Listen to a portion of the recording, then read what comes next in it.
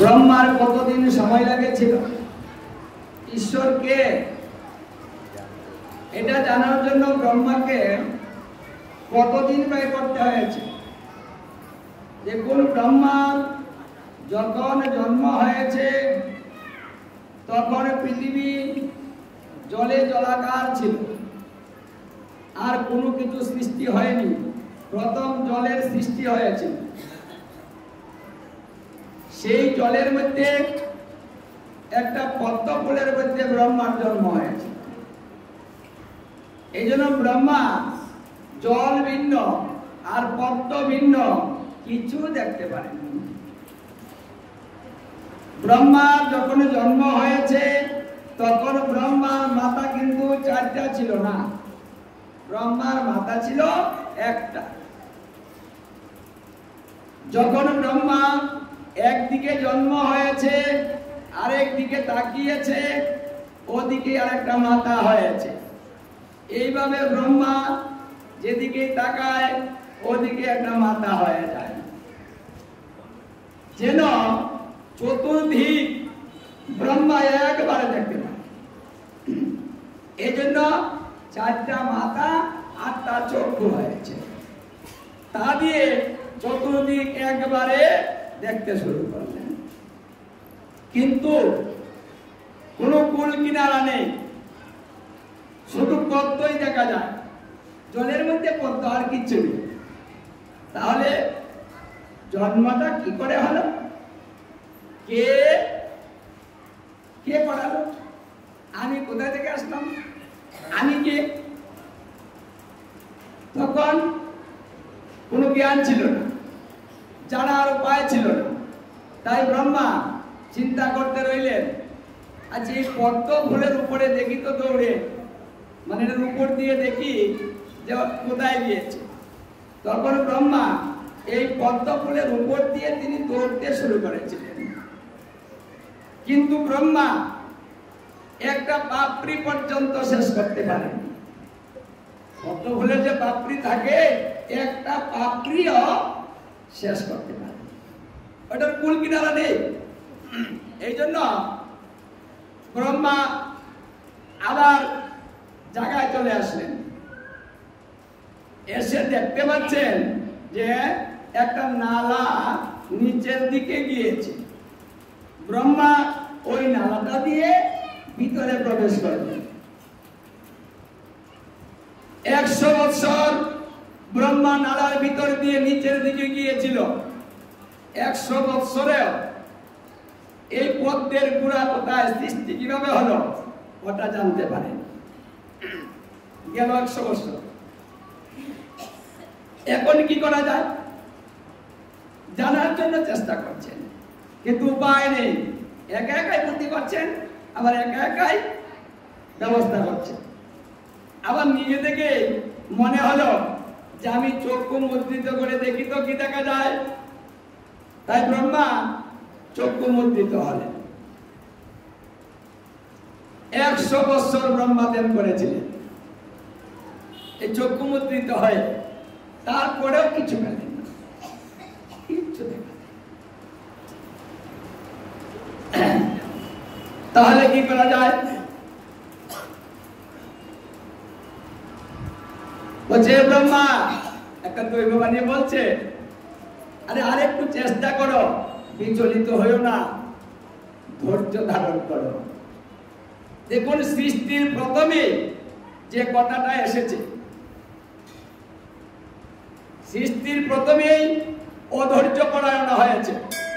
কারণ ব্রহ্মা কিন্তু অধৈর্য হয়ে গেলেন, চিন্তায় মগ্ন হলেন, জানার চেষ্টা করছেন, উপায়ন্ত খুঁজে পাচ্ছেন না। তাহলে সৃষ্টির প্রথম থেকেই কিন্তু এটা সৃষ্টি হয়েছে, যার জন্য আমরাও কোনো কুল কিনারা খুঁজে পাচ্ছি না। চিন্তা চাচ্ছে না, ওটা সৃষ্টি থেকেই হয়েছে, ওটা কোনোদিন শেষ হবে না। ব্রহ্মা আবার চক্ষু মুদ্রিত করলেন আরো 100 বছর। এই 100 বছরে ব্রহ্মা জানতে পারলেন তার সৃষ্টির রহস্য। মানে তার সৃষ্টিটা কোথায় থেকে হয়েছে ওটা তিনি ধ্যানের দ্বারা জানতে পেলেন। দেখা যায় অনেক গভীরে চতুর্ভুজ যে নারায়ণ মানে চতুর্ভুজ উনি ঘুমাচ্ছেন, যুগ নিদ্রায় শায়িত, অনন্তনাগ বেষ্টন করে আছে। আর এই মানে নারায়ণের যে নাভিটা, সেই নাভিটা থেকে একটা সরোবরের সৃষ্টি হয়েছে, মানে জলের সৃষ্টি হয়েছে নারায়ণের নাভি থেকে। সেই যে সরোবর, সেই সরোবরের মধ্যে একটা পদ্মের সৃষ্টি হয়েছে, পদ্মফুল। আর এই পদ্মফুল থেকেই ব্রহ্মার সৃষ্টি হয়েছে, মানে তার সৃষ্টি হয়েছে। এইটুক তত্ত্ব ব্রহ্মা জানতে পেরেছিলেন অনেক চেষ্টা করে, এর আর কিছু না। উনি কে? যিনি শুয়ে আছেন। তাহলে আমাকে সৃষ্টি কি উনি করেছেন না অন্য আরো কেউ আছে? তাহলে এটা জানা যায় কি করে? তাহলে আরো কিছু করতে হবে। এখন কি করা যায়? হঠাৎ করে একটা দৈববাণী হচ্ছে, হে ব্রহ্মা, তপস্যা তপস্যা ভিন্ন কিচ্ছু জানতে পারবে না তুমি, তাই আবার তপস্যারত হও। আর শুনো, তপস্যা যে করবে একটা মন্ত্র জপ করতে হবে, আর সেই মন্ত্রটা আমি তোমাকে দিচ্ছি। ব্রহ্মা মন্ত্র পেয়েছেন দৈবে। এই সর্বপ্রথম অষ্টাদশ অক্ষর কৃষ্ণ মন্ত্রের জন্ম হয়েছিল, আর সেই মন্ত্রটা দৈবে ব্রহ্মা পেয়েছিলেন। যে হে ব্রহ্মা, এই মন্ত্রটা তুমি চক্ষু মুদ্রিত করে জপ করতে থাকো। তবে শুনো, বিচলিত হবে না। কত বৎসর যায় তার কোনো হিসাব নেই। যে পর্যন্ত তোমার সফলতা না আসবে সেই পর্যন্তই তোমাকে চক্ষু মুদ্রিত হয়ে থাকতে হবে। ধৈর্য ধারণ করো। প্রত্যেকটা কথার মধ্যে ধৈর্যের কথাটা চলে এসেছে। তাহলে সৃষ্টির প্রথমে শিক্ষাটা হলো ধৈর্য। এটা কিন্তু প্রথম শিক্ষা। তাই আমরা যারা সংসারে আছি আমাদের একটা শিক্ষা, ধৈর্য ধারণ করুন। আপনার সুখ আসতেছে, অপেক্ষা করুন। সব সময় সমান যাবে না।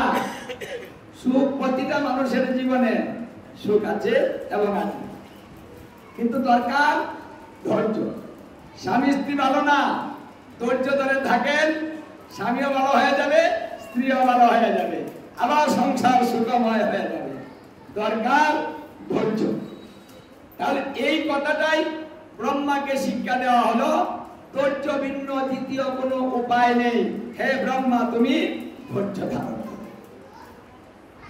এই দৈববাণী পেয়ে আর অষ্টাদশ অক্ষর মন্ত্রটা পেয়ে ব্রহ্মা পদ্মফুলের উপরে ধ্যানস্থ হলেন।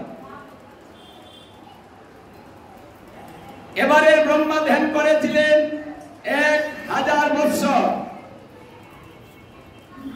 যখন 1000 বৎসর পূর্ণ হয়েছে, সেই চতুর্ভুজ যে মূর্তিটা সে ধ্যানের দ্বারাতে দেখেছিল যে তার জন্ম এখান থেকে হয়েছে, ঠিক সেই মূর্তিটা তার সামনে এসে দাঁড়িয়ে গিয়েছে। হে ব্রহ্মা, তুমি চক্ষু খুলে আমাকে দর্শন করো। এই সর্বপ্রথম নারায়ণকে দর্শন করেছিলেন ব্রহ্মা। আর কেউ চিনে নাই, কেউ দেখে নাই, কারো সৃষ্টি হয়নি। দেখবেন নারায়ণ, এই নারায়ণ নামটা হয়েছে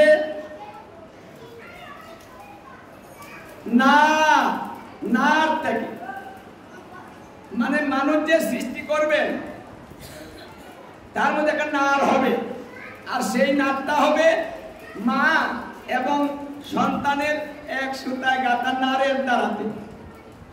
যে সন্তান প্রসব করার পরে নারটা ছেদন করে সন্তানকে আলাদা করা হয়, যে নার ছেদন করেন না, ওই নারের জল যদি শুকিয়ে যায় তাহলে সন্তান গর্ভে মৃত্যু হয়।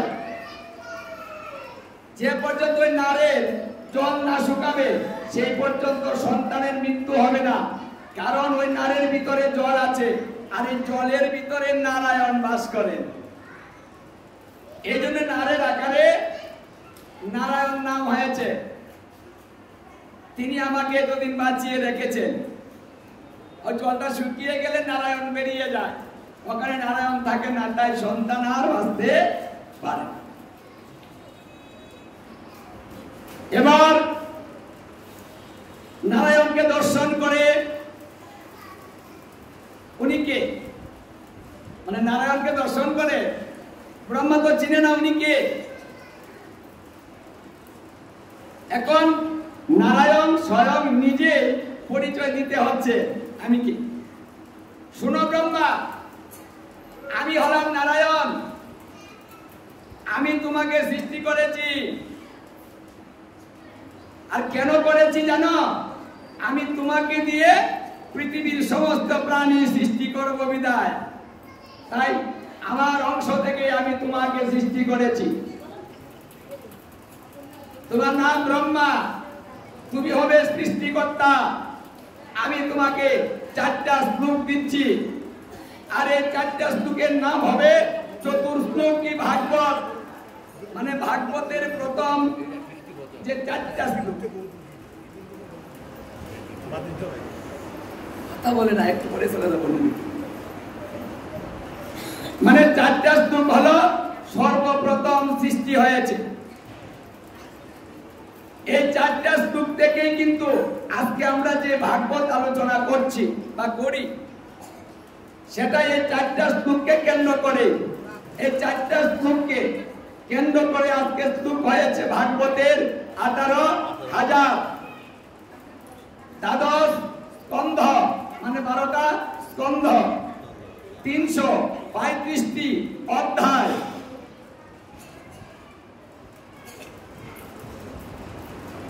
তাহলে সর্বপ্রথম সৃষ্টি হয়েছে কিভাবে, মানে আমরা কিভাবে জ্ঞান পেলাম? এই 4টা শ্লোক তোমাকে সমস্ত শক্তি যোগাবে।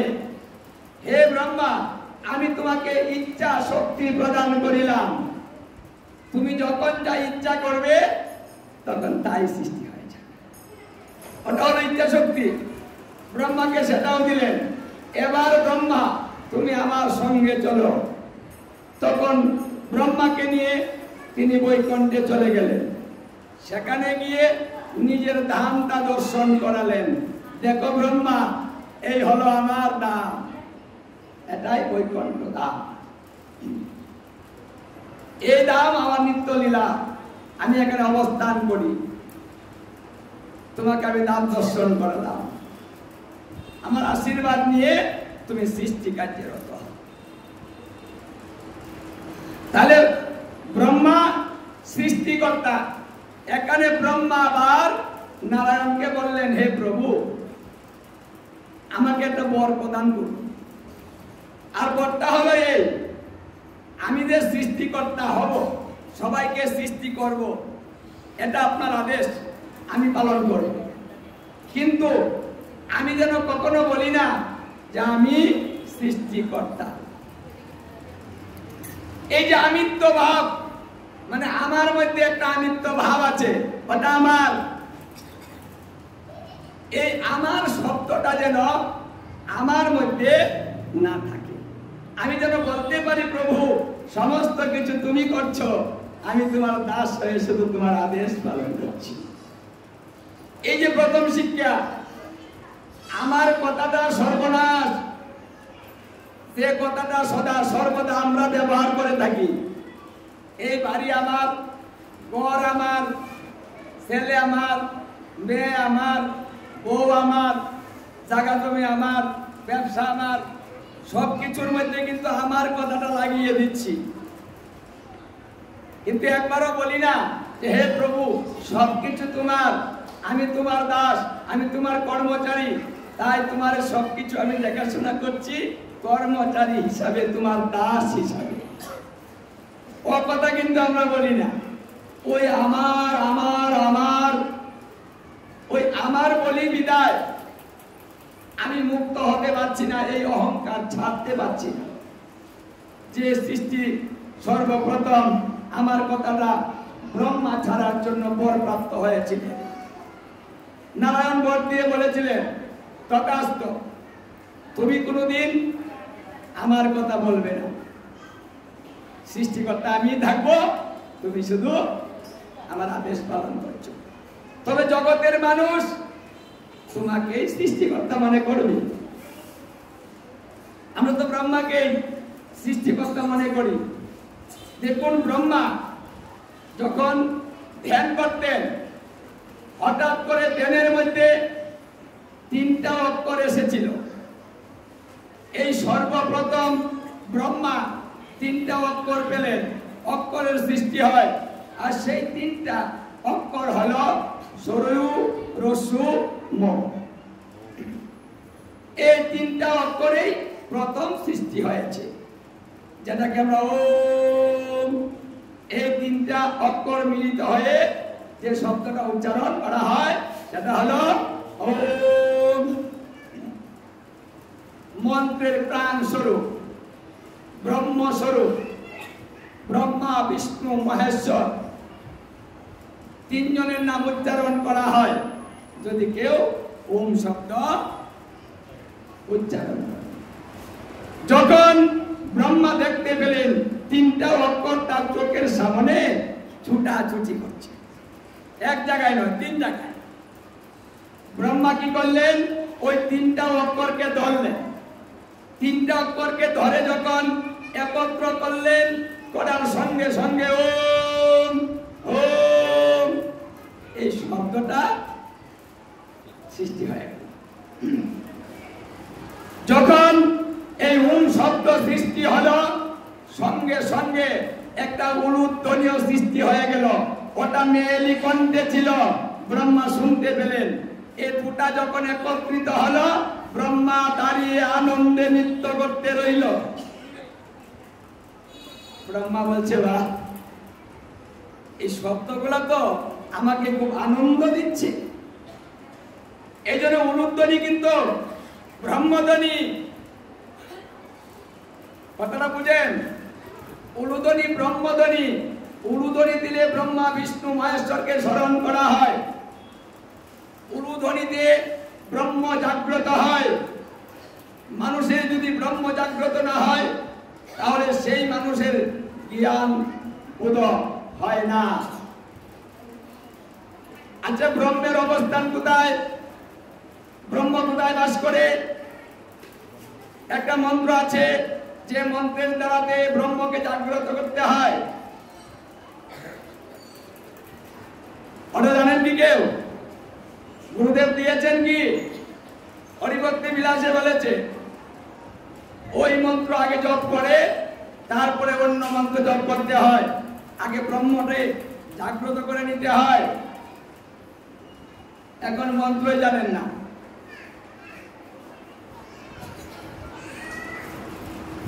ব্রহ্মের অবস্থান সোজা। ব্রহ্ম বাস করে কোথায়? এখানে। ওটাকে বলা হয় ব্রহ্ম চান্দি। এই চান্দিটাকে বলা হয় ব্রহ্মচান্দি, কারণ এখানে ব্রহ্ম বাস করে বিদায় ব্রহ্মচান্দি বলা হয়। সন্তান যখন ছোট তাকে জন্ম হয় তখন ওই জায়গাটা কি নাড়াচাড়ি করে না? হ্যাঁ, এটা মেন জায়গা। এখান থেকে সমস্ত সাপ্লাই হয়। যেমন ট্যাঙ্কি কোথায় থাকে গো? ট্যাঙ্কিটা উপর থাকে, সেখান থেকে সব জায়গায় সাপ্লাই দেওয়া হয়। তদ্রূপ মানুষের মাথা হলো ট্যাঙ্কির মতো। এখানে ব্রহ্ম বাস করে আর সবকিছু সাপ্লাই দেয়।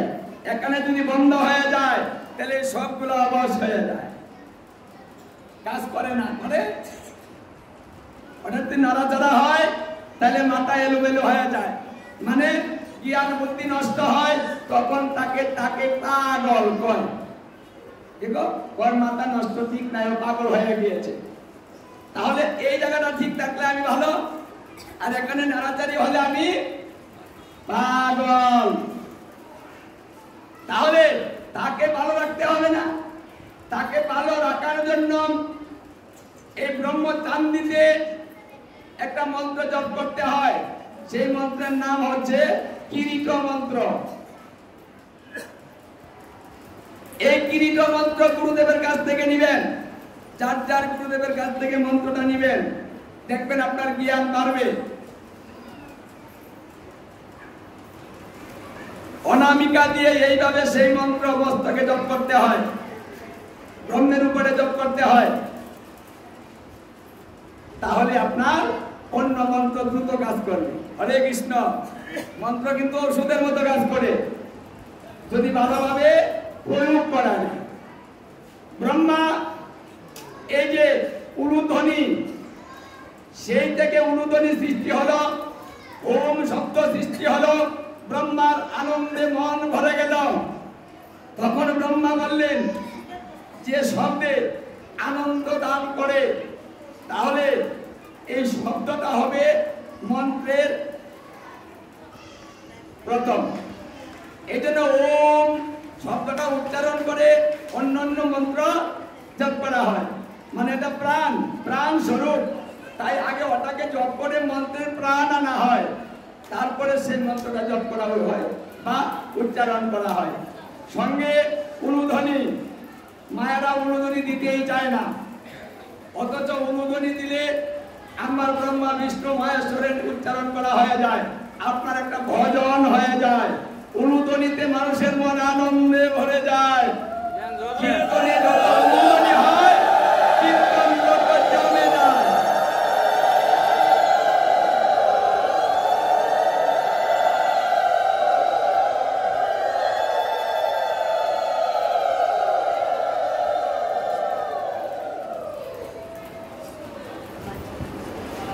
জ্ঞান যদি সুন্দর না হয়, তাহলে ভজন সুন্দর হবে না।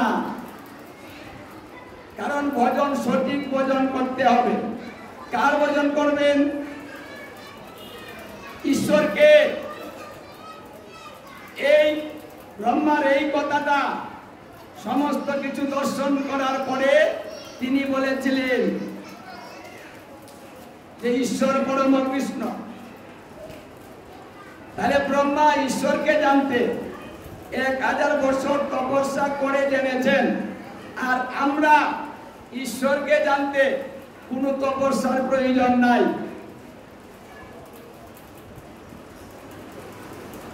কাউকে জিজ্ঞাসা করলাম কোন মন্ত্রটা ভালো, আরে কৃষ্ণ মন্ত্রই ভালো, এটাই মানে অল্প সময়ের মধ্যে আপনি ভজন পেয়ে গেলেন, তত্ত্বটা জেনে ফেললেন। আমাদের তো কষ্ট নাই, সবকিছু বিনা কষ্টে পাচ্ছি, তাই তো মর্যাদা দিতে পারছি না। সস্তা জিনিসের মর্যাদা আর কতই দেওয়া যায়? এত সস্তা ভজন, হরিনাম বললেই ভজন হয়ে যায়, তপস্যার প্রয়োজন হয় না। এই জন্য সবাই হরিনাম করতে চায় না, আর করবেই বা কেন? আমার মহাপ্রভু যখন এসেছিলেন এই হরিনাম দেওয়ার জন্য, তখনও নবদ্বীপে যখন প্রচার করছেন, তখন বড় বড় জ্ঞানী পণ্ডিত, সেই জ্ঞানী পণ্ডিতরাও এই নামকে বিশ্বাস করেনি। তারা বলতো ছোট্ট একটা ছেলে কোথায় থেকে কি শিখলো, শিখে এসে বলছে ওটাই বলে ভজন।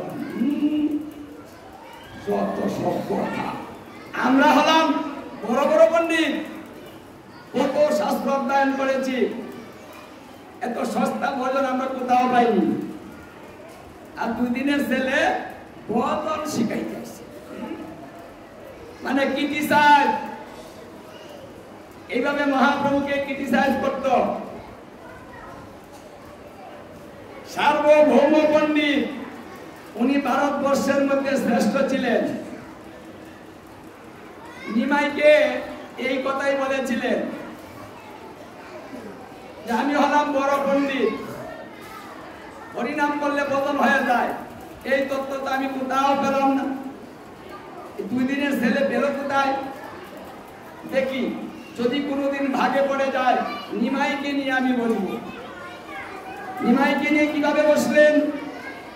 মানে নিমাই যখন পুরীতে গেলেন, উড়িষ্যা, তখন রাজা ছিলেন প্রতাপরুদ্র। যখন উড়িষ্যাতে গেলেন জগন্নাথকে দর্শন করার জন্য, ওইখানে তিনি কয়েকদিন ছিলেন। এই সার্বভৌম পণ্ডিতের বাড়ি, সেখানে স্থান নিলেন। পণ্ডিত মনে মনে ভাবলো, এবার সুযোগ পেয়েছি, অনেক দিন ধরে আমি সুযোগ খুঁজছি, দেখি তো ও কটা শাস্ত্র পড়েছে, ওর কি জ্ঞান হয়েছে, এই হরিনামের তত্ত্ব পেল কোথায়, কোন শাস্ত্রে পেয়েছে, তার সঙ্গে একটু কথা বলা হোক। তাই একদিন নিমাইকে বলছে, নিমাই, তোমার সঙ্গে আমার 2টা কথা আছে।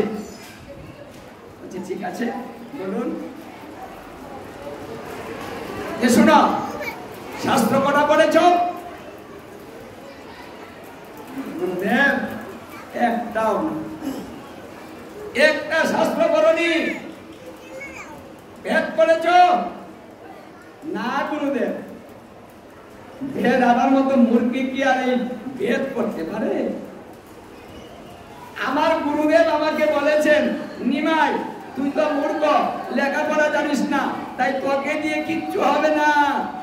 তাই তোকে আমি বললাম তুই হরিনাম কর, হরিনাম কর, সদা সর্বদা হরিনাম কর, কিচ্ছু দরকার নেই। গুরুদেবের আদেশে আমি হরিনাম করে বেড়াই, আর কিচ্ছু জানি না প্রভু।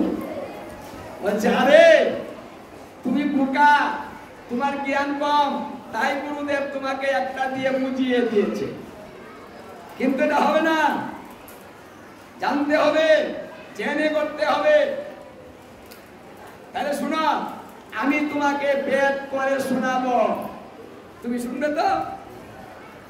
বলছে প্রভু যদি কৃপা করে আমাকে শোনান, তাহলে আমার জীবনটা ধন্য হবে। ঠিক আছে, তাহলে কালকে থেকে প্রতিদিন নিয়মিত আমি বেদ তোমাকে শোনাবো। ঠিক আছে, শোনান। যে প্রতিদিন পণ্ডিত বেদ পাঠ করে নিমাই সামনে বসে শুনি। এইভাবে 7 দিন শুনল, কোনো কথা নেই, শব্দ নেই। যখন 7 দিন হয়ে গেল, তখন ওই পণ্ডিতে জিজ্ঞাসা করতেছে, আই নিমাই, আমি যে 7 দিন বেদ পাঠ করলাম, কেমন হলো, কি বুঝলে? তুমি তো কথাই বলো না, বলো, না বুঝলে আবার বুঝিয়ে দিব। বলো। বলছেন গুরুদেব আপনি আমাকে শ্রবণ করতে বলেছেন, কথা বলতে তো বলেন নাই, কি করে আমি আপনার অনুমতি ভিন্ন কথা বলি? এটা বৈষ্ণবদের শিক্ষা। আজকাল বৈষ্ণবদের কিন্তু এই শিক্ষা নাই। 2-4টা গ্রন্থ পড়ে নিজে পণ্ডিত হয়ে যাবে, আর এমন ভাব দেখাবে যে তার মতো জানলেও লাভ মনে হয় আর পৃথিবীতে একটাও নাই।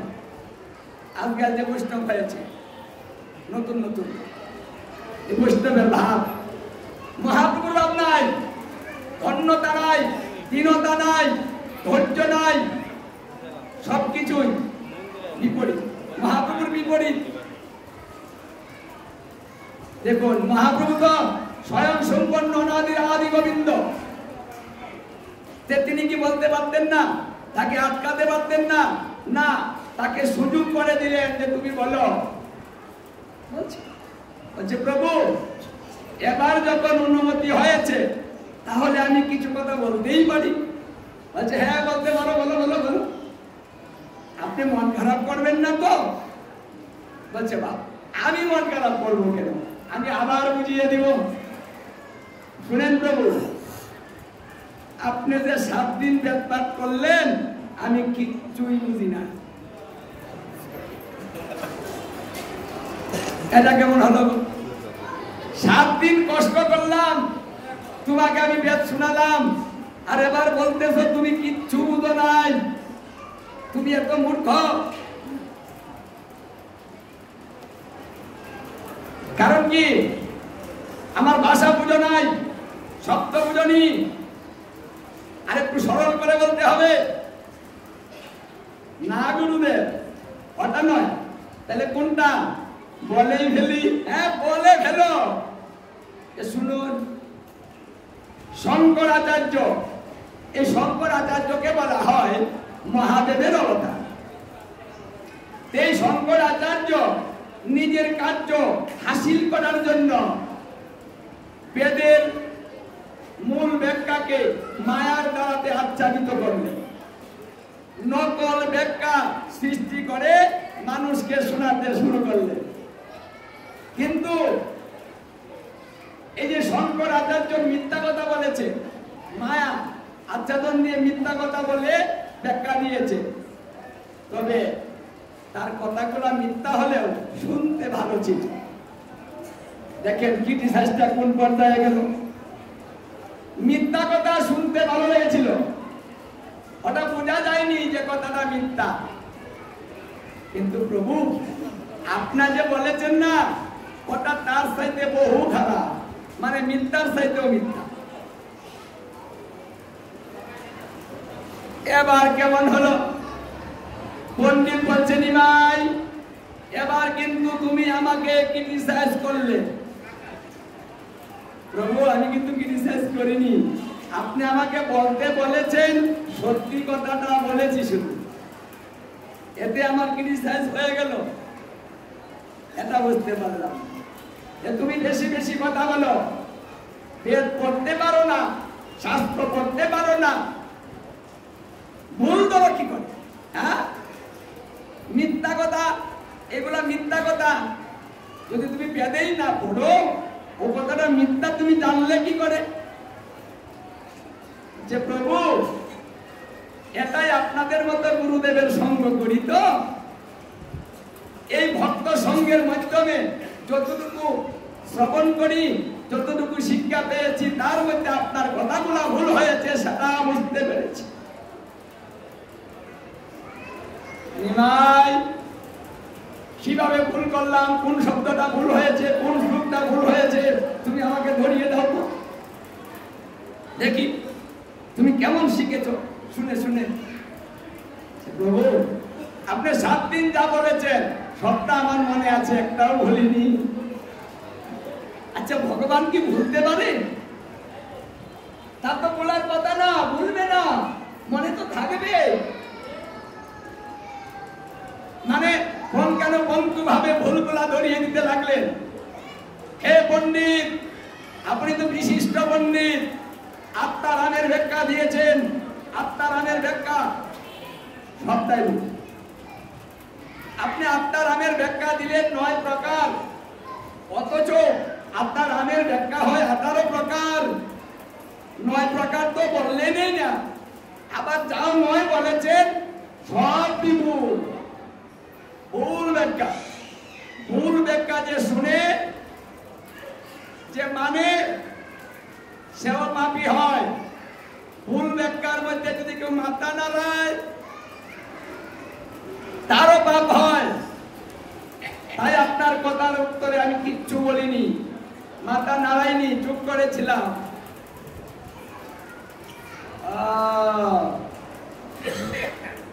তুমি ব্যাখ্যা দাও তো। আমার মহাপ্রভু আত্মারাম, আত্মারামেশ্বর, এই আত্মারামেশ্বরকে মানে অক্ষরে অক্ষরে ভাগ করে পৃথক পৃথক ভাবে ব্যাখ্যা দিলেন। এত সুন্দর ব্যাখ্যা দিলেন সরল সহজ ভাষায়। পণ্ডিত এবার বুঝতে পারল এই বালক কোনো সাধারণ ব্যক্তি না।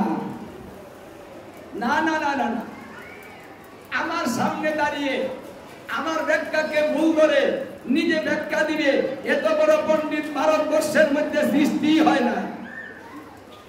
তাহলে ছোট্ট একটা বালক সে কি করে বলল? না না, মানুষটা এত সুন্দর ব্যাখ্যা মানুষ দিতে পারে না। এখন কি করা যায়? শরণাগত হতে হবে, শরণ নিতে হবে, না হলে উনি কে আমি সেটা জানতে পারবো না। তাই বড় জোরে বলছেন, নিমাই তুমি কে? অনিমাই, সত্যি করে বলো তুমি কে? আমি তোমার শরণ নিলাম, নিজের পরিচয় দাও। তুমি কে? তুমি যে মানুষ না আমি এটা বুঝতে পেরেছি, কিন্তু তুমি কে সেই পরিচয়টা তুমি নিজে দাও। এবার নিমাই হেসে দিলেন, হেসে দিয়ে বলছেন, হায় রে পণ্ডিত, এত বড় বড় শাস্ত্র মুখস্থ করেছ, এত জ্ঞান তুমি অর্জন করেছ যে ভারতবর্ষের মধ্যে তোমার সামনে কেউ কথা বলতে পারে না। সেই ব্যক্তি তুমি পণ্ডিত, আজ আমাকে চেনো না। কি হবে এই পাণ্ডিত্য দিয়ে?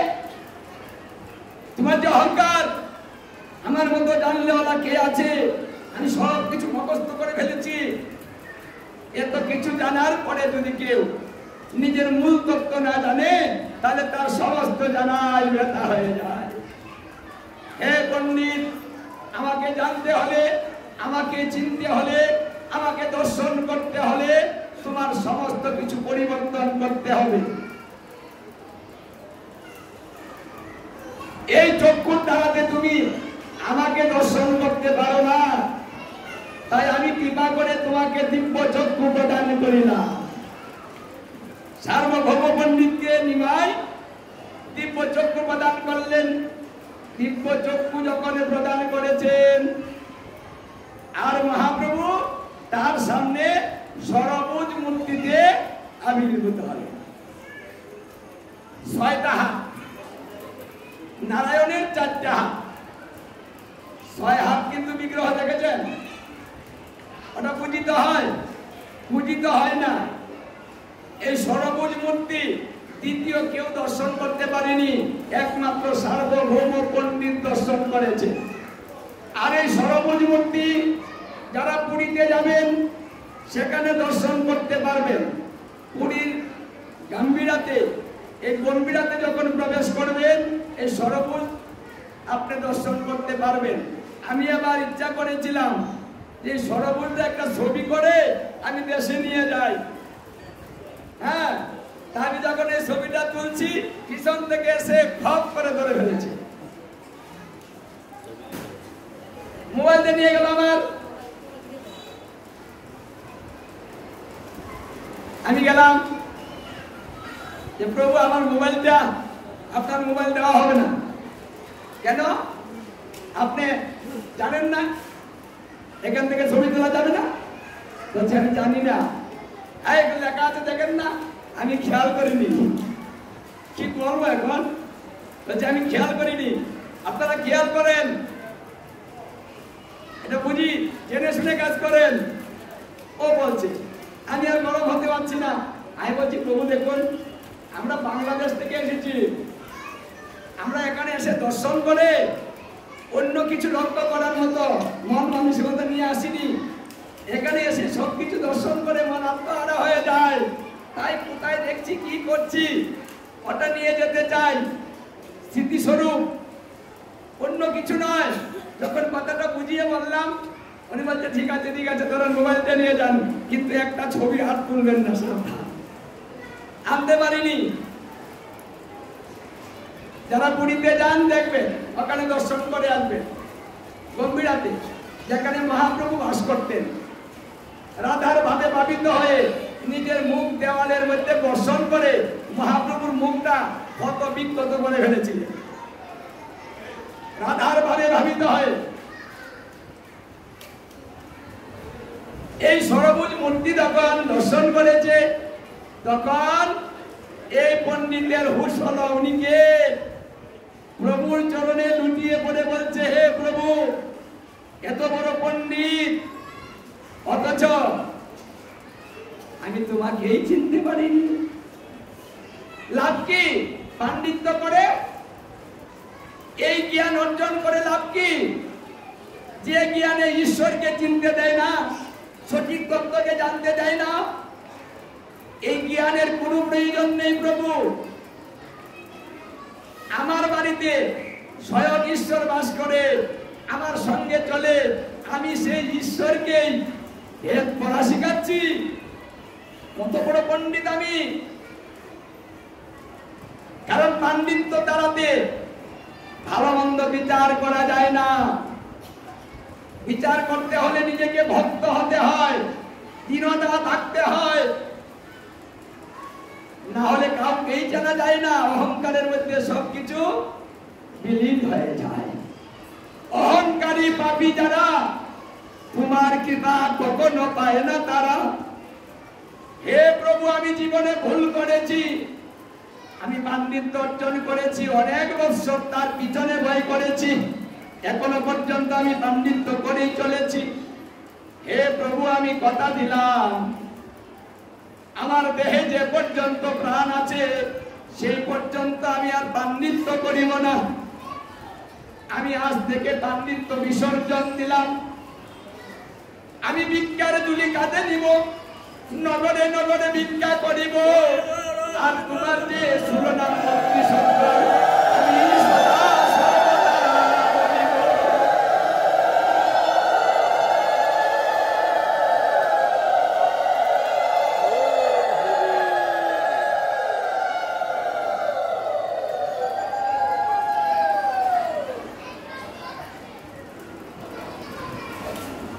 আজ থেকে আমি হরিনাম গ্রহণ করলাম।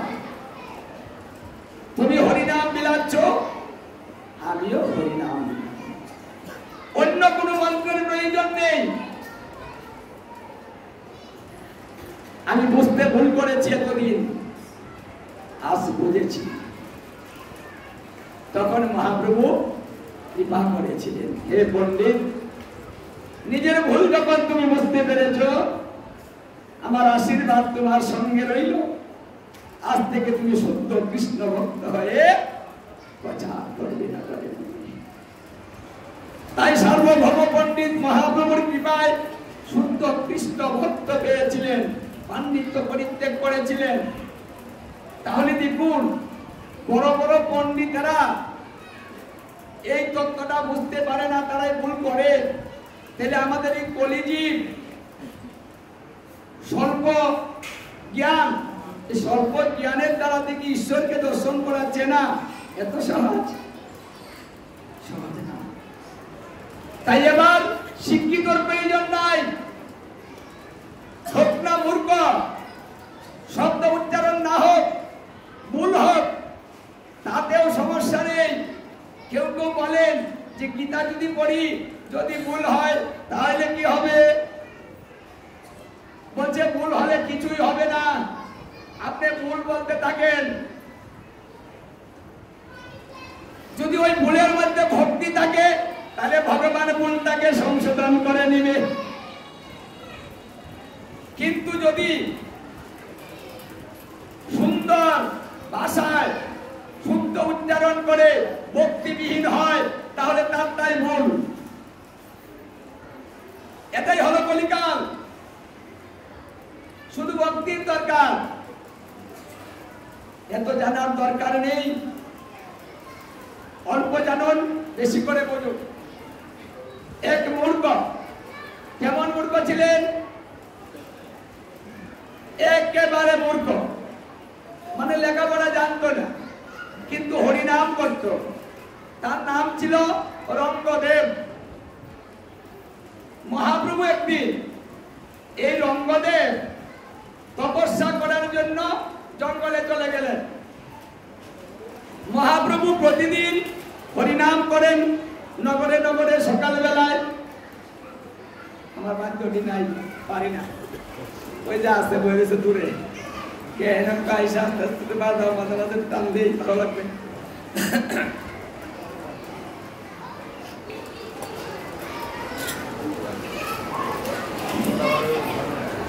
আমার মহাপ্রভু সকাল বেলায় প্রতিদিন ভোর কীর্তন করেন। একদিন মহাপ্রভু ভোরে ভক্তদেরকে নিয়ে কীর্তন শুরু করলেন।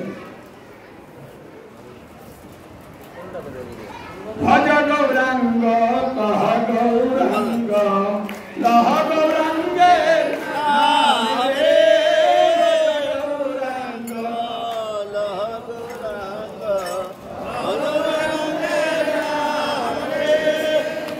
যে জন গৌরাঙ্গ ভজে সে হায় আমার প্রাণে। যে জন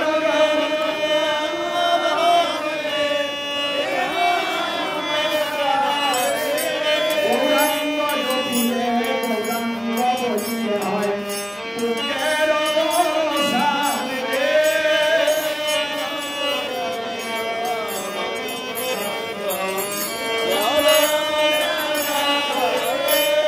প্রভাত সময়কালে শশীরাঙ্গিনার মাঝে সোনার গৌরা নাচিয়া বেড়ায় রে।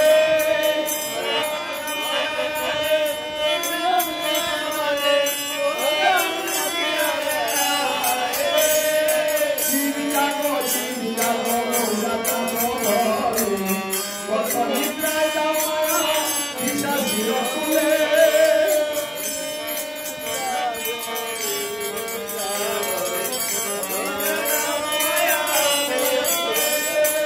গৌরাঙ্গ বলিয়া সুবাহু তুলিয়া, গৌরাঙ্গ বলিয়া সুবাহু তুলিয়া, প্রেমানন্দে কৃষ্ণ গুণ গাও রে।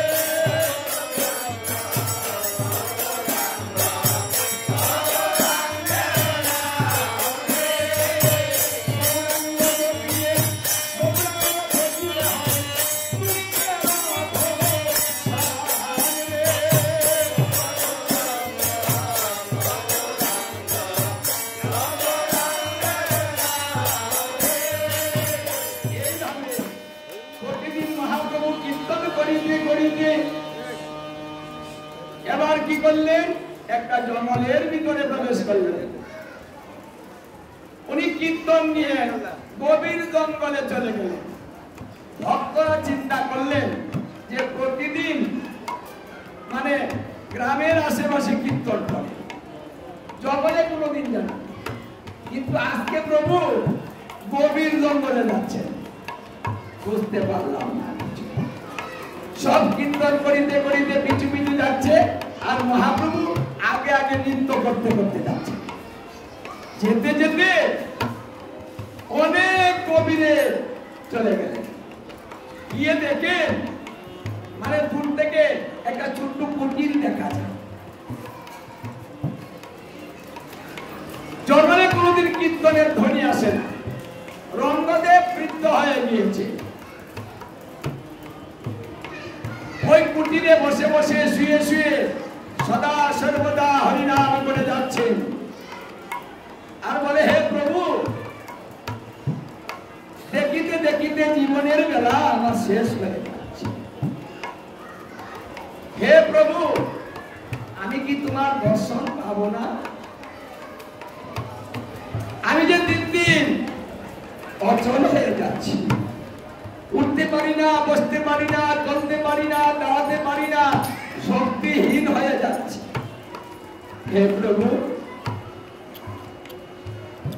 এবার যদি তোমার দর্শন না পাই, আর যদি আমি জন্মেই না পাই,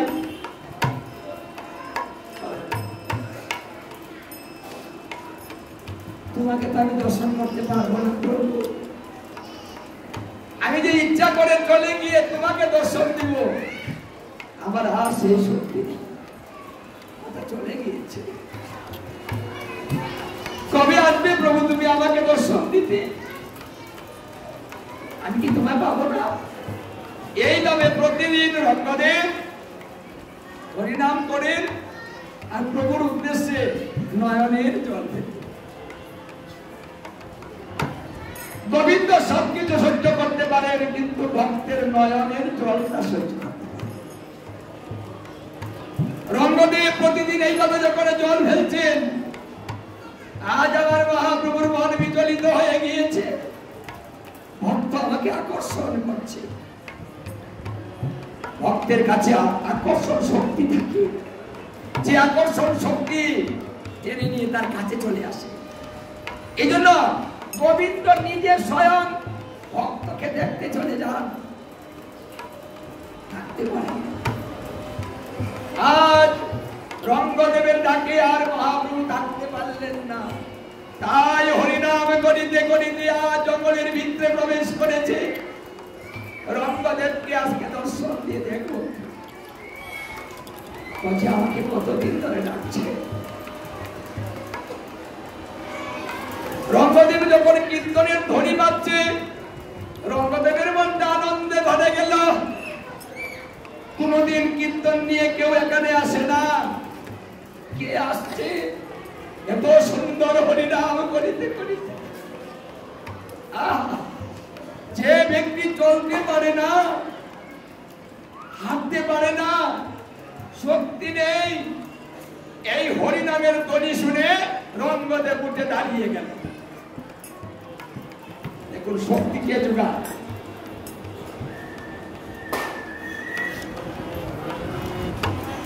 শক্তি তো তিনি যোগান। রঙ্গদেব দাঁড়িয়ে ওই কীর্তনের ধ্বনিতে নৃত্য করতে শুরু করে দিয়েছে। যে চলতে পারে না, আজকে সে নৃত্য করে। বাহ! যখন একটু কাছাকাছি এসেছে, দেখে আমার সর্বপ্রথম মহাপ্রভু নৃত্য করিতে করিতে আসছে। বাহ! এ প্রভু, এতদিন পরে বুঝি আমার কথা তোমার মনে পড়েছে। তুমি আমাকে দর্শন দিতে আবার নিজে চলে এলে। আজ আমার জীবনে ধন্য হয়ে গিয়েছে প্রভু। আজ আমি তোমার দর্শন লাভ করে ফেলেছি। রঙ্গদেবীর আনন্দে অশ্রুধারা বইছে। আমার মহাপ্রভু এসে রঙ্গদেবকে জড়িয়ে ধরেছে। রঙ্গদেব, এ কি অবস্থা তোমার? এখানে তুমি একাই বাস করো?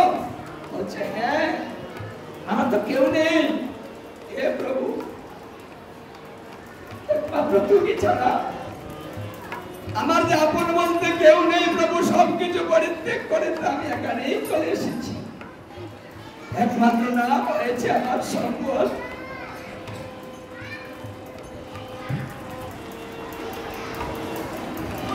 আজকে তুমি আমাকে দর্শন করতে চলে এলে আমার মনটা আনন্দে ভরে গিয়েছে। এবারে যদি আমার মৃত্যু হয়ে যায় তাতে আমার দুঃখ নাই প্রভু, আমি তোমাকে তো দর্শন করেছি। রঙ্গদেবকে মহাপ্রভু বুকে জড়িয়ে ধরে বলছে, হে রঙ্গদেব,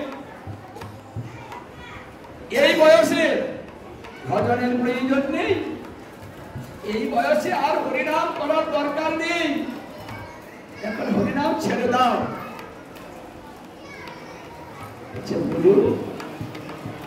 দেহে যে পর্যন্ত প্রাণ আছে হরিনামের জন্য আমি গেয়ে যেতে পারি। আমার যখন মৃত্যু হবে তখন যেন আমি এই হরিনামে নিয়ে চলে যেতে পারি। এই নামে যেন আমার সঙ্গীর সাথে হয়ে থাকলো। এই আশীর্বাদ তুমি আমাকে করো। নাম করতে বলো না, নাম ছাড়তে বলো না, আমি ছাড়তে পারবো না। রঙ্গদেব, তোমার শক্তি নেই কিন্তু মনের শক্তি তোমার এখনো কমেনি। দেখুন ভগবান পরীক্ষা করে কিভাবে। তোমার মনে যথেষ্ট দূর আছে। আচ্ছা রঙ্গদেব, আমার আশীর্বাদ তোমার সঙ্গে রইল, তোমার কল্যাণ হোক।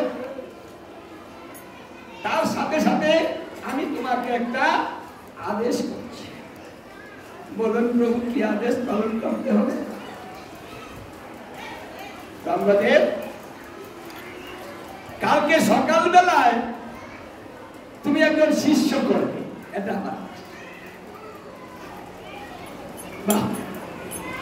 জঙ্গলের ভিতরে আমি কাজে শিষ্য বানাবো, এখানে কেউ আসে না তো, আর আমি চলতে পারি না। বৃদ্ধ বয়সে শিষ্য করা যে নিষেধ প্রভু। গুরুদেব যদি শক্তিহীন হয়ে যায় তাহলে সেই গুরুদেব আর দীক্ষা দিতে পারেন না। এই কথা হরিভক্তি বিলাসে বলেছে। শক্তিহীন দীক্ষার অধিকারী নয়, গুরু হতে পারে না, কারণ সে নিজে চলতে পারে না। আরেকজনের পূজাটা কি করে নিবে প্রভু? ওটা তো তোমার শিক্ষা। এটা দেখো, আমি কোনো কথা শুনবো না। কালকে সকাল বেলায় তুমি নদীতে যাবে, ডুব দিবে, ডুব দিয়ে যাকে দেখবে তাকেই দীক্ষা দিয়ে যাও। কঠিন আদেশ। হে প্রভু, এ কোন বিপদে তুমি আমাকে ফেলে দিলে প্রভু? আমি স্নান করে ডুব দিয়ে ভেসে কাকে দেখবো? যদি সে মানুষ না হয় তাহলে উপায়, যদি পশু হয় তাহলে উপায়।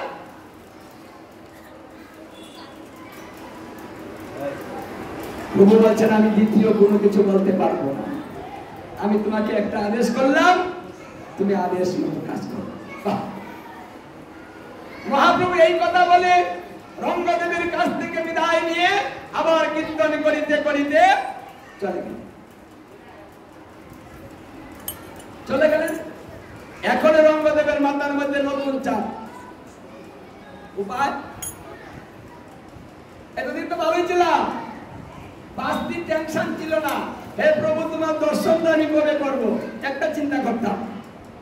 এখন তো চিন্তা বেড়ে গেল, সারা রাত ঘুম নেই, টেনশন। সকালে কাকে পাবো? এই টেনশন করিতে করিতে রাত্র জাগরণ করেছে। যখন ব্রহ্ম মুহূর্ত হয়েছে, স্নান করার সময় হয়েছে, উনি ধীরে ধীরে নদীর ঘাটে চলে গেলেন। প্রতিদিন যিনি ব্রহ্ম মুহূর্তে স্নান করেন সেই ব্যক্তির দ্বিতীয় কোনো গঙ্গা স্নানের প্রয়োজন হয় না। ব্রহ্ম মুহূর্তে স্নান করিলে সর্বতীর্থের গঙ্গা স্নান তার বাড়িতে হয়ে যায়। তাই যারা নিয়ম সেবা করছেন, এই যে স্নান করতেছেন, ঠাকুর জাগাচ্ছেন, মঙ্গল আরতি করছেন, আপনাদের সর্বতীর্থের গঙ্গা স্নান হয়ে যাচ্ছে।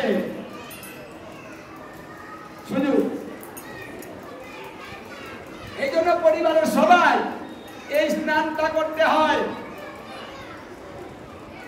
আমরা আলসামি করি, ওটা করি না, ঘুম ছাড়ে না, মাল্লা ঘুম, যত ঘুম ওই শেষ রাইতে এসে যাইতে ধরে একটু ঘুমা উড়িস না, বিছনাটা কত মজা দেখ। এই তুই স্নান করবি করগা, তুই আমাদের কম্বলটা দিয়ে না, শেষ রাইতে একটা কম্বল নিয়ে ঘুমালে কি মজা। হ্যাঁ, কি করে ওই মায়া পিশাচি ওই সময়টাকে নষ্ট করার জন্য একটা আরাম দেয়, আর সেই আরামের মধ্যে পরে আর উঠি। হ্যাঁ, সুন্দর সুযোগ আছে, কিন্তু সবাই গ্রহণ করতে পারছে না। রঙ্গদেবকে ফিরাতে পারে না, চলতে পারে না, তবু উঠে পড়ে। উনি ধীরে ধীরে জানতো, যেতে যেতে সময় লাগে। নদীর ঘাটে গেলেন, বসে বসে চিন্তা করছেন, ডুব দিয়ে কি দেখবো, ডুব দিয়ে কি দেখবো, চিন্তা করতে করতে তিনি ডুব দিলেন। ডুব দিয়ে ভেসে দেখবেন চাওয়ার বেলা, যখনই ডুব দিয়ে ভেসেছে, চেয়েছে, চেয়ে দেখে তার সামনে একটা মরা লাশ ভেসে যাচ্ছে। চেতা নয়, মরা। হায়রে বিপদ! মহাপ্রভু বলেছে যাকে দেখবে তাকে দীক্ষা দিবে। এখন এই মরাকে আমি কি করে দীক্ষা দিব? এটা কি বিপদ নয়? কিন্তু উপায় তো নেই। মহাপ্রভু তো বলেছেন এটাই করিতে হবে, আমার এই মরাকে দীক্ষা দিতে হবে, এই মরার পাপই আমাকে নিতে হবে। ওই মরাটাকে টেনে হেসবে কিনারায় নিয়ে যাবে। এই মরাটাকে টেনে টেনে উপরে তুললেন। ছোট্ট একটা বালক, বয়স আনুমানিক 12 বছর, একটা ছেলে। ওটাকে টেনে উপরে তুলল, তুলে চিন্তা করতেছে মরার দীক্ষাটা কি করে দেই। মরা তো কথা বলতে পারবে না, ও দীক্ষা কি ভিতরে যাবে? এমনি এমনি দেই, কি করা যাবে? আগে স্নানটা করিয়ে নেই। নদী থেকে জল এনে সুন্দর করে ওকে স্নান করালো, গলায় একটা তুলসীর মালা দিলেন, তাদের সঙ্গে তিলক ধারণ করালেন। পাশে সকালবেলা তো ছেলেরা মাছ ধরতে এসেছে, দেখে এই যে দেখ সাধুলাটা কি করে রে, মরা নিয়ে টানাটানি। আচ্ছা, ও মরা দিয়া কি করবে? কি গো, ও বৃদ্ধ হয়ে গিয়েছে। মানুষ বুড়া হলে নাকি কি আর নষ্ট হয়? ব্রেন ঠিক থাকে না, পাগল হয়। এই রঙ্গদেব পাগল হয়েছে, এই জন্য মরা নিয়ে টানাটানি করছে। দেখ দেখ, মরার গলা তুলসীর মালা দেয়, আবার মরার তিলক মালায়া দেয়। হ্যাঁ, মরার এলে তারে তো চিন্তা কে? হায় রে বুড়া রে, বুড়ার ভাব দেখলে কি গো, বুড়ার ভাব দেখলে ভালো লাগে? আপনাদের বাড়িতে বুড়া নাই? সবার বাড়ি বুড়া আছে না? কিরম ভাবটা করে? হ্যাঁ, পূজার করে বুঝিও, হ্যাঁ, কি ভাবটা করে বাপরে বাপরে। মানে বুড়া মানুষ দেখলে আমাদের এরকম লাগে, লাগে না গো? কোনটা বলটা লাগে না? লাগে না? লাগে। সবাই তামসা দেখছে, রঙ্গদেব কোন তামসা দেখছে না, তার মতো সে কাজ করে যাচ্ছে। ওকে রেডি করিয়েছে, নিজে সবকিছু রেডি হয়ে দুটা তুলসী পাতা এনেছে, দুটা ফুল এনেছে, এনে বলছে ধর হাতে নে। মরা কি হাতে নিবে গো? ওর নিজের হাতে মরার হাতে ধরিয়ে দেয়। ওই মরার হাতে দিয়ে বলছে এতে গন্ধ পুষ্পে ওম শ্রী গুরুদেবায় স্বাহা। মানে নিজের হাত দিয়ে ওই উনার চরণে দিচ্ছেন, গুরু পূজা করাচ্ছেন। কারণ দীক্ষার পূর্বে গুরুকে পূজা করতে হয়।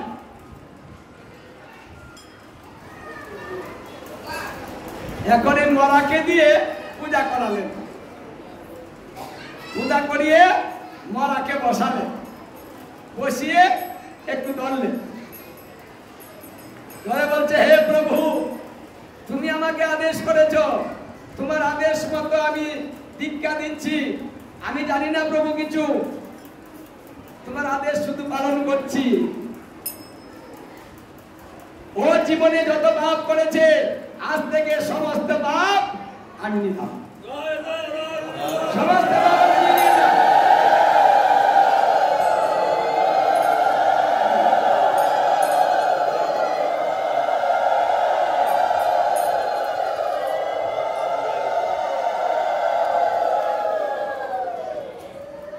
এই মরার কিন্তু পাপ অনেক বেশি। যদি বেশি পাপ না হবে তাহলে চলে বাসত না,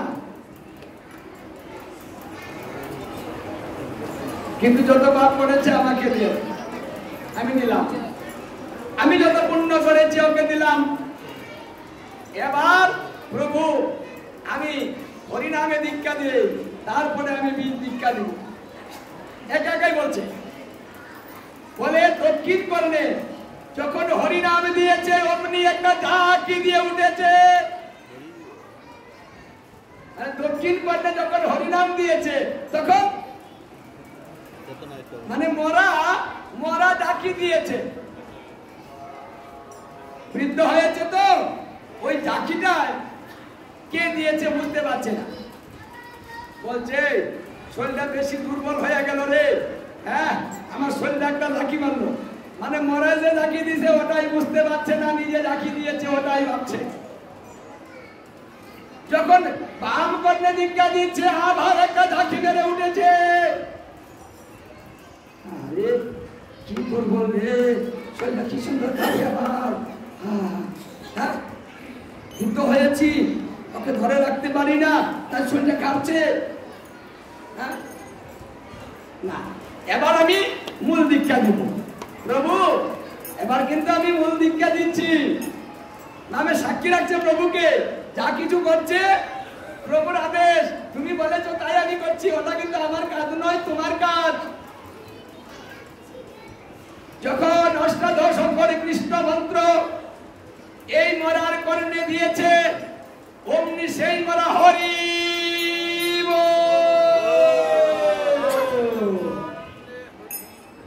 মানে মরায় হরি বল বলে চিৎকার কিরে, মরায় হরি বল বললো না, মরাই তো বললো। মরা মরা কথা বলতে পারে না? না, এটা তো মরেনি, তাহলে ওরা যেতাম। যখন বাম কর্ণে দিয়েছে হরিবল হরিবল বলে উঠে দাঁড়িয়ে পড়েছে, হরিবল উঠে দাঁড়িয়ে গেল, দাঁড়িয়ে নৃত্য করতে শুরু করলো। রঙ্গদেব বলছে মরা দু জেতা হয়ে গেল রে, হ্যাঁ এটা কি করে সম্ভব, কেমনে জেতা হইল? এরা রাখ, এই শুন শুন, তুই কে রে? তুই মরা ছিলি না? গুরুদেব আমি মরা ছিলাম, মরেই গিয়েছিলাম, কিন্তু জেতা হলে কি করে রে? ভাই আপনি আমাকে জেতা করে দিলেন, আমি তোকে কি করে জেতা করলাম? যে আপনি আমাকে কি জানি মন্ত্র বললেন না, ওটাই আমার জেতা বানিয়ে দিয়েছে। আচ্ছা তুই জলের মধ্যে বাসলি কেন? গুরুদেব এক করুণ কাহিনী শুনুন, আপনি আমাকে নতুন জন্ম দিয়েছেন। গুরুদেব যখন দীক্ষা দেন দ্বিতীয় জন্ম হয়, সেই জন্মে মানুষ দ্বিজত্ব প্রাপ্ত হয়।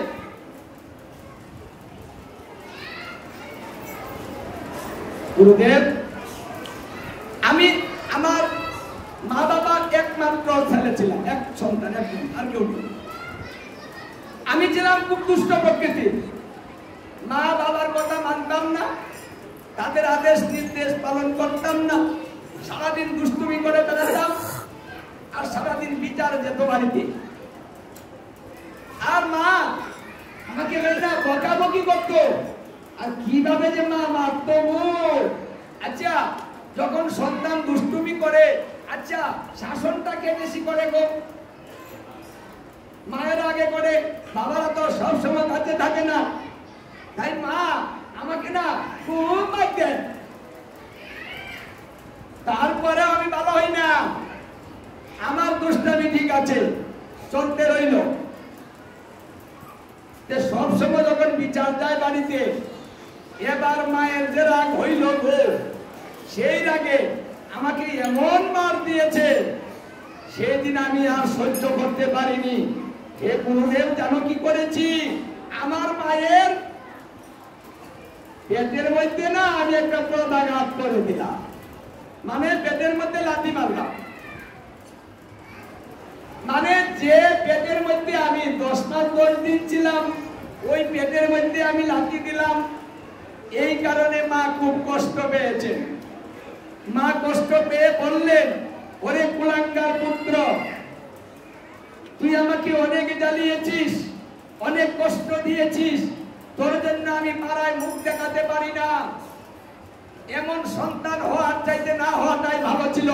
আমি আত্মুর থাকতাম তাও ভালো ছিল, তোর মতো কুলাঙ্গার পুত্রের আমার প্রয়োজন ছিল না।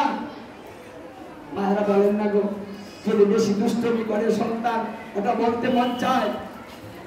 ওই দিন আমাকে মা অভিশাপ দিলেন,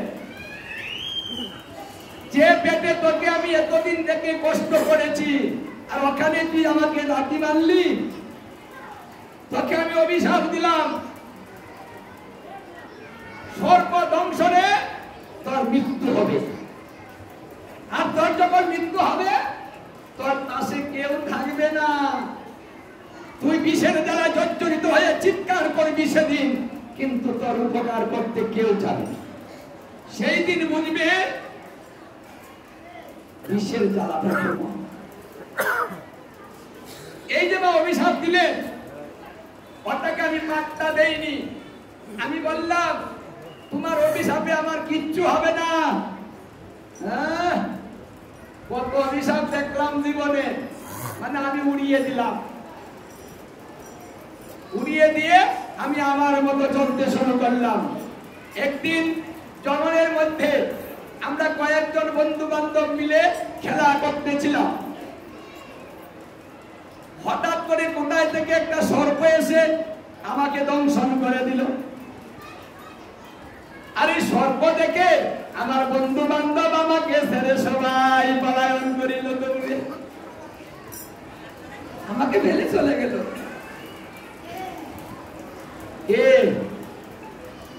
কথাটা বুঝেছেন? এই যে বন্ধু বান্ধব বান্ধবী, মা বাপের কথা মানেন না, বন্ধুর কথা ডাক শুনলে উঠতে দৌড়ে, বান্ধবী ডাকছে দৌড়ে, যাস না, অসুখ করো, আমার যেতেই হবে, বন্ধু ডাকছে। হ্যাঁ রে বন্ধু, এগুলো বন্ধু নয়, এগুলো বান্ধব নয়, এগুলা স্বার্থপর। আপনাকে যে কোনো সময় বিপদের মধ্যে ফেলে দিয়ে তারা দৌড়ে ছুটে চলে যায়। এই তো বন্ধু। ওই যে বন্ধু ফেলে রেখে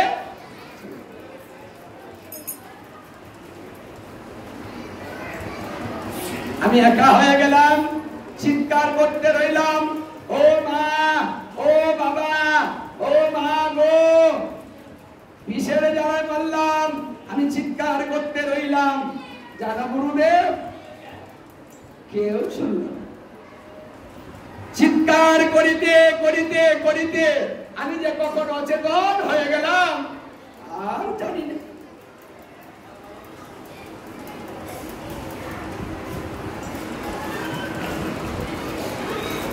কত উদাবদ্ধ, কত কিছু এনেছে, কিন্তু আমাকে ভালো করতে পারিনি।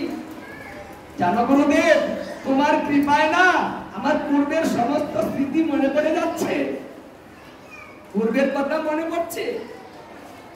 আমাকে জলে ভাসিয়ে দিল, ভালো করতে পারিনি। সর্পে যদি দংশনে মৃত্যু হয়, তাহলে কলা ঘোড়া বেঁধে কেউ বেশিয়ে দেয় না গো,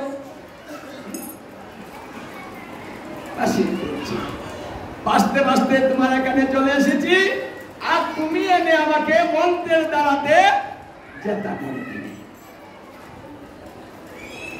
গুরুদেব, আমাকে যখন নতুন জন্ম দিয়েছে, তাহলে এই দেহ তোমার, আমার না। আমি যেন তোমার সারা জীবন সেবা পূজা করে চলে যেতে পারি। আমি তোমার পাশে থাকবো, সমস্ত কাজ করে দেব, তোমার কোনো কাজ করতে হবে না। গুরুদেব, আমি কিন্তু কোথাও যাব না, তোমার চরণের পাশে তুমি আমাকে আশ্রয় দাও। রঙ্গদেব এবার বুঝতে পারলেন মহাপ্রভু কেন আদেশটা করিলেন। এখানে শিক্ষাটা কি জানেন? অনেকেই বলে আমি সাধু পথে আসি না জানো কিসের জন্য?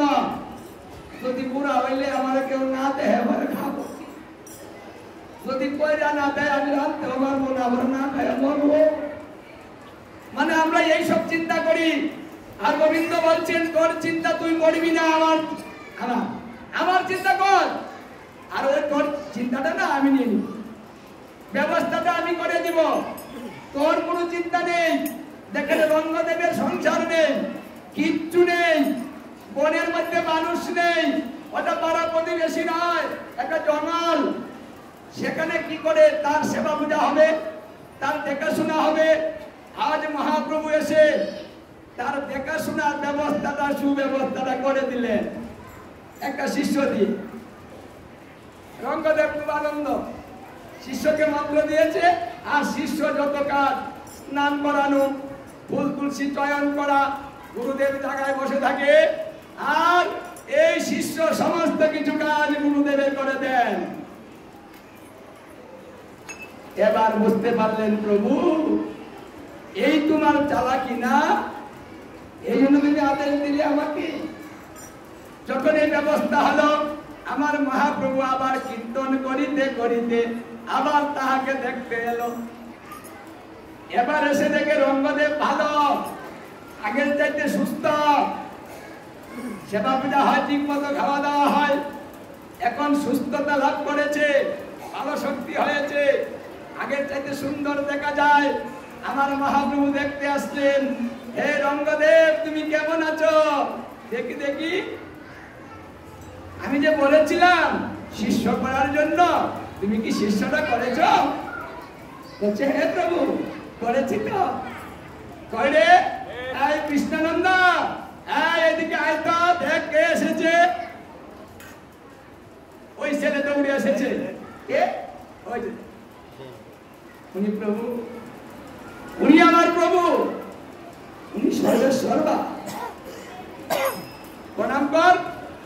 প্রণাম করে মহাপ্রভু বললেন, তথাস্ত, তোকে আমি আশীর্বাদ করলাম, তোর গুরু ভক্তি কৃষ্ণ ভক্তি হোক। মহাপ্রভু যদি কাউকে আশীর্বাদ করেন, তাহলে তার গুরু ভক্তি কৃষ্ণ ভক্তি হয়েই যাবে। শোন, গুরুদেবকে ছেড়ে কোথাও যাবি না। এমনকি গুরুদেবকে ছেড়ে যদি ভগবানেও ডাকে তবুও যেতে নেই। দেখুন শিক্ষাটা কি। এই যে মা বাবারা, কৃষ্ণ বলছে এই তুই আমার দিকে আয়,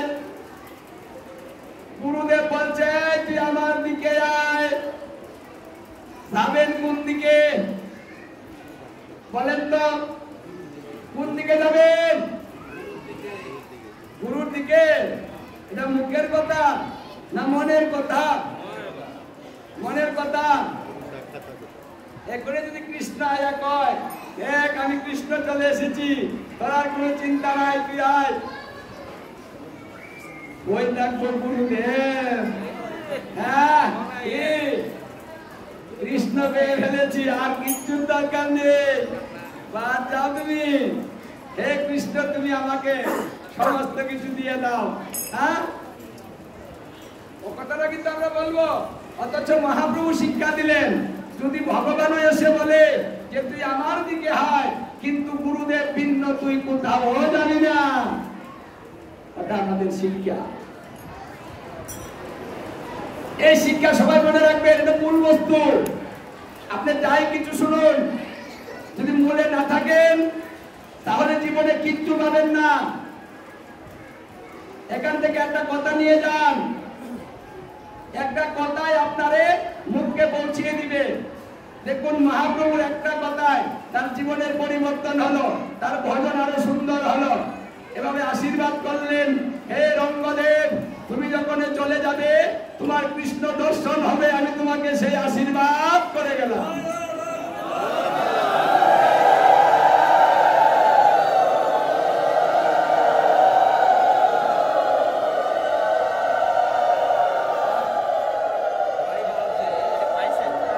এবার রঙ্গদেব মহাপ্রভুর কাছ থেকে কৃষ্ণ দর্শনের আশীর্বাদটাও পেয়ে গেলেন।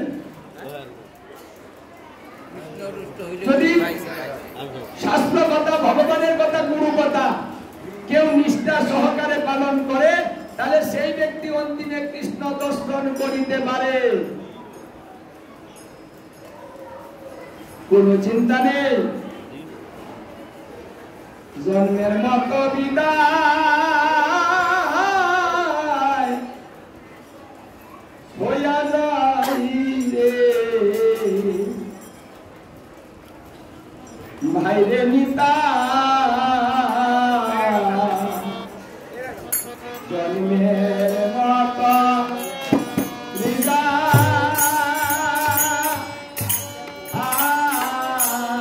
হইয়া যাই রে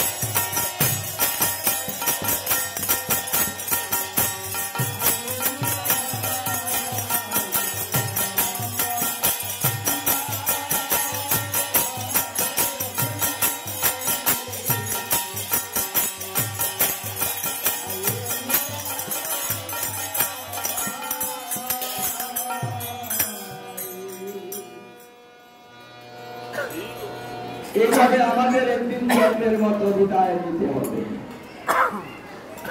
সবাইকে ছেড়ে আমাদের এইভাবে চলে যেতে হবে। এই জন্য সাধুগুরু বৈষ্ণবের সঙ্গ করে চলে যাওয়ার পরিবার আছে। একটা কথা নিলে করি হয়ে যায়। এক বড় পাপিষ্ঠ ছিলাম, রামানন্দ নাম, গুরু গোসাই মানত না, সত্যাভক্তি করত না, গীতা ভাগবত শ্রবণ করত না। একদিন গুরুদেব বললেন, এই রামানন্দ এদিকে আয় তো দেখি। গেলেন গুরুদেবের কাছে। গুরুদেব বলছেন, এই আমি আসলে তুই দেখা করিস না, একটু প্রণাম করিস না, একটু প্রসাদ নেস না? কিরে, তোর কি কিছু ধর্ম করতে হবে না? বলছে, গুরুদেব আমাকে আপনার কিছু শিখাইতে হবে না, আমি অনেক শিখেছি। ও দুটা মন্ত্র আমার লাগে না, আমি অনেক মন্ত্র জানি। কি শিখাবেন আমাকে? ওটা তো আপনার ব্যবসা, ও দুটা কথা মন্ত্র দিয়ে ওটা টাকা নিয়ে চলে যাও। গুরুদেব বলছেন, ওর সঙ্গে তো পারা যাবে না। ঠিক আছে বাবা, তুই তো কথা মানবি না, না মানলি তাহলে শুন, তোর যদি মৃত্যু হয় না, মৃত্যুর পরে যদি তুই জমালয়ে যাস, যদি যমরাজের সঙ্গে তোর দেখা হয়, তাহলে তুই যমরাজকে বলবি যে সাধুগুরু বৈষ্ণবের সঙ্গ করলে কি হয়, এই প্রশ্নটা তুই যমরাজকে করবি। পারবি? বলছে, গুরুদেব আপনি মনে করেছেন কি আমি নবাকে যাবো? একটু কথা বলুন।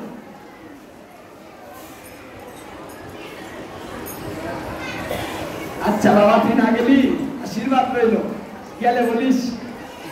ঠিক আছে, যদি দেখা হয়েই যায় তাহলে বলবো না। মানুষের এই কথা কদিন গো, শক্তি কদিন থাকে না, বেশি দিন। দেখিতে দেখিতে গায়ের জোর শেষ হয়ে যায়, মৃত্যু করে দলে পড়ে। তখন দুটা জন্তু দুটা রশি নিয়ে ওর গলায় বেঁধে ওকে টেনে নিয়ে নরকে গেল। এই পৃথিবী থেকে নরকের দূরত্ব প্রায় 7 লক্ষ মাইলের কাছে, 99 সহস্র দূর। এখন যখন জমদূতের তার ধরে নিয়ে জমা হয়ে গেল, যমরাজ বললেন, চিত্রগুপ্ত দেখো তো এর হিসাবটা বের করো। এই যে মানুষ তো মরে যাবে, হিসাবটা কিন্তু দিকে থাকবে।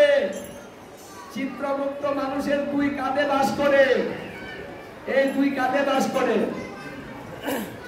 মানুষ কোথায় যায়, কি করে, কি বলে, সঙ্গে সঙ্গে লিপিবদ্ধ হয়ে যায়, ওটা বিচার লাগে না। এই জন্য মাঝে মাঝে বলেন না, দিদি ও দিদি তোর কাছে বলি, তুই কের কাছে কইস না, লাভ নাই। কের কাছে বলে নাই, কিন্তু এই যে এখানে আসতে বসে কের কাছে কইস না, এই কথা সঙ্গে সঙ্গে লেগে ফেলেছে। লুকালেন কোথায়? চিত্রগুপ্ত তার হিসাবের খাতাটা বের করেছে। বের করে দেখে এই রামানন্দ সারা জীবনে কোনো ধর্ম করেনি, ভালো কর্ম করেনি, সাধুগুরু বৈষ্ণবের কথাও মানেনি, তাদের সঙ্গও করেনি, গীতা ভাগবত শ্রবণ করেনি। যমরাজ বললেন, তাহলে ওর কোনো পুণ্য নেই? বলছে, পুণ্য নেই, শূন্য, সব শূন্য। তাহলে বিচারটা কি হবে?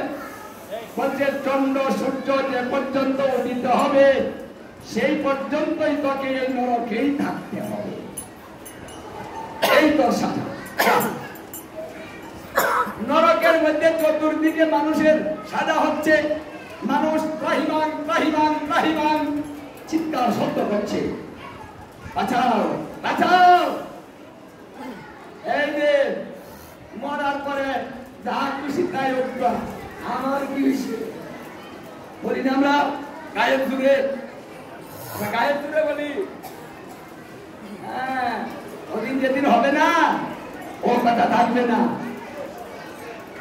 মানুষে মারবে, তেলের মধ্যে বাঁধবে, শরীরের মাংস কেটে ওজন দিয়া নিবে। ওই সব দেখে ওই পাপিষ্ঠর মনটা দুর্বল হয়ে গেল। হঠাৎ করে মনে পড়ে গেল ওই যে গুরুদেব বলেছেন আমাকে জিজ্ঞাসা করতে হবে। যমরাজ, ওই যমরাজ, একটা কথা আমার খুব জানার ইচ্ছে, একটা প্রশ্ন, জীবনের শেষ ইচ্ছে, আর কোন ইচ্ছে আমার নেই। বলছে বলো বলো। আচ্ছা যমরাজ, সাধু গুরু বৈষ্ণব সঙ্গ করলে কি হয়? আর কিছু নেই রে। যমরাজ বলতেছে তোর প্রশ্নটা তো খুব সুন্দর।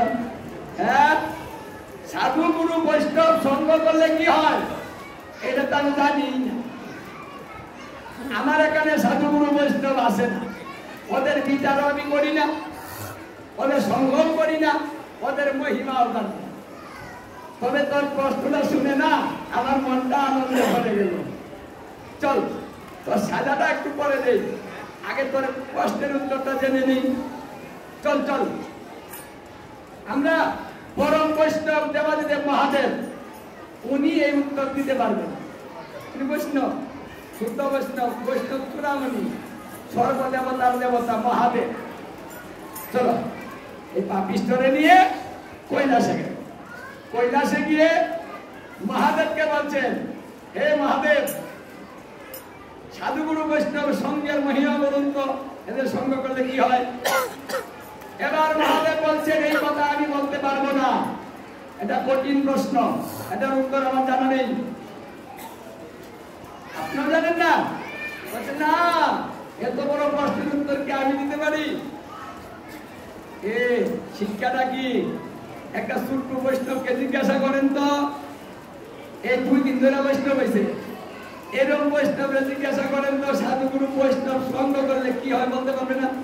পারবে? কেউ বলেন না, কেন পারবে না? না করবে আমি জানি না।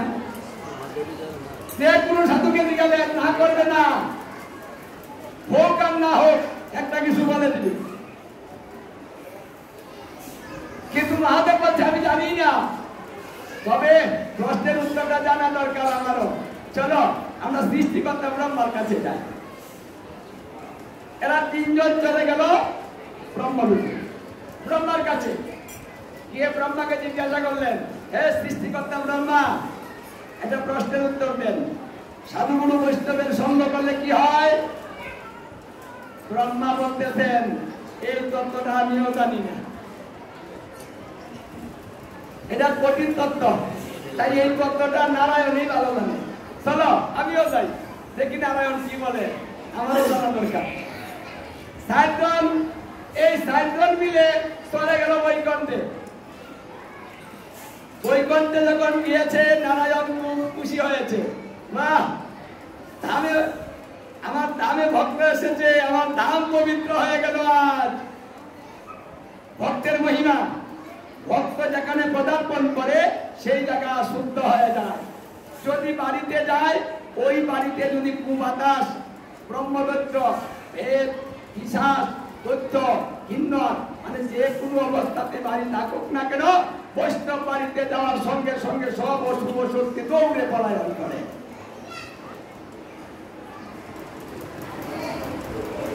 ব্রহ্মা বলছেন, নারায়ণ, একটা প্রশ্নের উত্তরের জন্য এসেছি,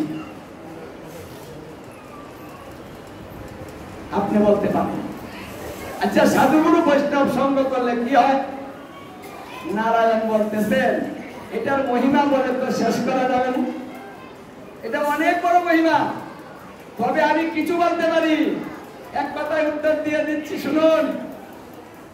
সাধুগুরু বৈষ্ণব সঙ্গ করলে এই হয়, চন্দ্র সূর্য যে পর্যন্ত উদিত হয় সেই পর্যন্ত যদি কারো সাজা হয়, সেইখান থেকে মুক্ত হয়ে বৈকুণ্ঠবাসী হয়।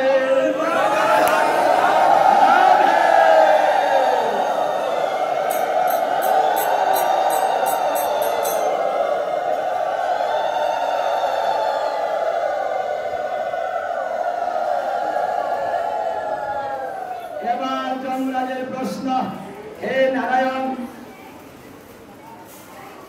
এই সঙ্গের এত মহিমা। আমার সঙ্গে একজন পাপী আছে, তারও আমি সাজা দিয়েছি। সেই প্রশ্ন করেছে, এখন তার দশা কি হবে? নারায়ণ বলছেন, ও যমরাজ, শেষ করে দিচ্ছি, হে যমরাজ, এই পাপিষ্ঠ আর পাপিষ্ঠ নাই। বৈকুণ্ঠে যে আসে তার শরীরে কোনো পাপ থাকতে পারে না। বলছে বলতো সঙ্গ করেনি। বলছে কে বলছে সঙ্গ করেনি? সর্বপ্রথম বৈষ্ণব চূড়াপুরী দেবদেব মহাদেবকে দর্শন করেছে, আর এই দর্শনে তার সমস্ত পাপ দূর হয়ে গিয়েছে। তারপরে সৃষ্টিকর্তা ব্রহ্মাকে দর্শন করেছে, ব্রহ্মাকে দর্শন করে বৈকুণ্ঠে আসার শক্তি অর্জন করেছে। বৈকুণ্ঠে এসে আমাকে দর্শন করেছে, আর আমাকে দর্শন করে বৈকুণ্ঠে থাকার শক্তি অর্জন করে ফেলেছে। সেই দিন যমরাজ বুঝতে পারলো এবং ঘোষণা দিয়ে বলল যমপুরীতে এসে, হে দূতগণ, সাধুগুরু বৈষ্ণবের কথা যদি কেউ একটা পালন করে তবুও তার বাড়ি পরিত্যাগ করিও যাইও না। কথাটা বুঝেছেন? একটা কথা যদি পালন করেন তাহলে জমালয়ে যাবেন না। যমরাজ নিষেধ করে দিলেন, ওটা বিষ্ণু লোকে যাবে, আমি তার বিচার করতে পারবো না, স্বয়ং বিষ্ণু বিচার করিবে। তাই গীতা ভাগবতে এসে একটা একটা কথা নিয়ে যান, বাড়িতে নিয়ে জমা করতে থাকেন, আর জীবনে একটা করে পালন করতে থাকেন। আপাতত গৌড় হরিবল। আমরা একেবারে শেষ পর্যায়ে চলে এসেছি। কালকে রাস পূর্ণিমা, সেই রাস পূর্ণিমা উপলক্ষে রাস নিয়ে কালকে কথা হবে। সেই পর্যন্ত আপনারা ভালো থাকেন, সুস্থ থাকেন, নিরোগ থাকেন, মিলেমিশে থাকেন, হিংসা বিদ্যা ছাড়েন, রেশারেশি ভুলে সবাই মিলেমিশে মন্দিরে এসে এভাবে শ্রবণ করবেন। এই আশা ব্যক্ত করে এখানেই বিশ্রাম দিয়ে দিচ্ছি। জয়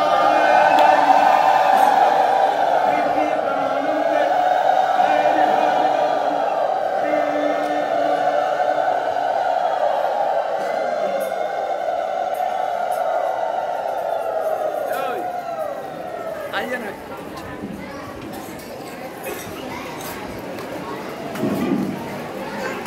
उपस्थित भक्तजन